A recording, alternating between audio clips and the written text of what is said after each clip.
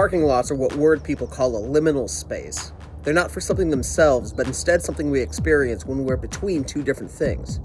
Danger lurks in liminal spaces because we tend to pay less attention in them. Parking lots are especially dangerous because there's risk both of crime and of accidents. Not a lot of places put you in the sights of both of those things at once. Luckily, there are some simple ways to keep us safe while we move through these places we occupy between A and B. Number 5. Click your car alarm. Do it on the way in to alert anybody watching that your car is alarmed and that you're safety conscious enough to check your alarm when you leave your vehicle. Do it on the way out for 3 reasons. The first is the same as on your way in. It presents you as a harder target to whoever's watching. Second, it reminds you where you parked. Wandering around in a parking lot looking for your car is unsafe for a bunch of reasons. Third, it calls attention, not much attention, but some, to where your car is. Bad guys hate attention, so they'll clear out.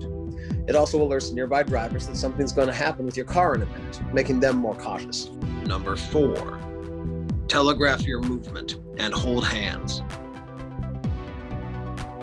Surprises are the enemy in all kinds of traffic situations, but especially in parking lots.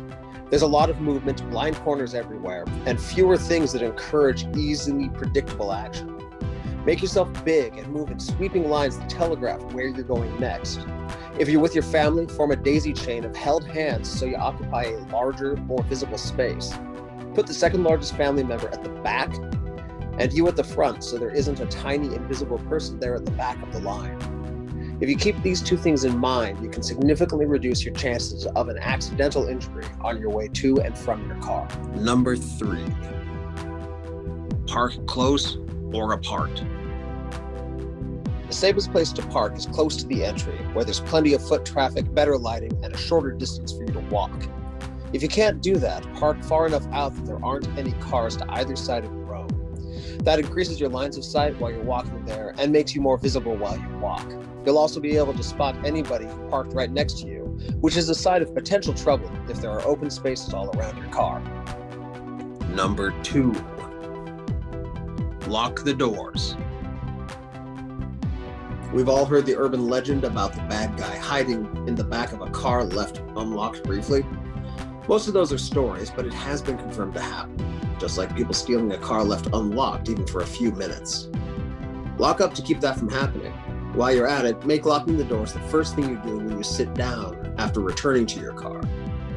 We'll all take a minute or 2 to get situated once we get there. Send that "I'm on my way home" text, check in after being away from social media for that marathon trek from the door to our vehicle.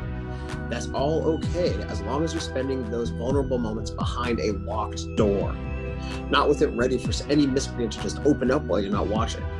Make locking it up as much an automatic part of getting into the car as sitting down and strapping in. Before we move on to number 1, please take a moment to like and subscribe the channel. It takes a little action from you and makes a big difference for us. If you really love what we're doing here, hop over to our Patreon page and support us. For just 10 cents a day, you can help make the safest family on the block the best parenting resource it can be. Now, let's take a look at Number 1. Put your phone away. I mean, in your pocket. Yes, you probably want to text somebody and let them know you're on your way home. No, it's not like that. Can't wait until you're safely locked in your car.